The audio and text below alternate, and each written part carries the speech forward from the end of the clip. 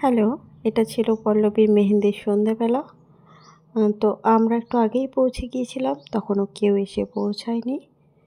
তারপরে বাচ্চাগুলোকে দেখছিলাম কি মিষ্টি লাগছিল ওদের। ব্রাইড এখানে চলে এলো, ওর একটু টাচ আপ হচ্ছিল কারণ ফটোশ্যুট হবে ওর। এই যে একবার ক্যামেরা ওপেন করব তো সবাই মুখ নিয়ে হাজির একদম, মানে কত রকম ভঙ্গিমা কি বলি। এখানে যে পল্লবী মেহেন্দির আর্টিস্ট ছিল অর্পিতা, খুব ভালো মেহেন্দি পরায়। তারপর এখানে আমরা সবাই মিলে একটু ডান্স করলাম। তো কী ডান্স করলাম জানি না, সবাই মিলে যেমন ইচ্ছে ডান্স আর কি বলা যায় যেটাকে। তারপর চলে গেলাম আমরা খাবার খেতে। তো সেখানে অনেক গল্প করে করে আমরা খাবার খাচ্ছিলাম, সবাই মিলে গিয়েছিলাম যেহেতু একসাথে।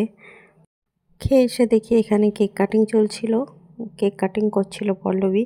ওর হাতে মেহেন্দি থাকার কারণেও ভালো করে কেক কাটতেই পারছিল না। তো কেক এখানে ভাগাভাগি হচ্ছিল, কেক খেলাম। তারপর আমরা ধরলাম বাড়ির পথ।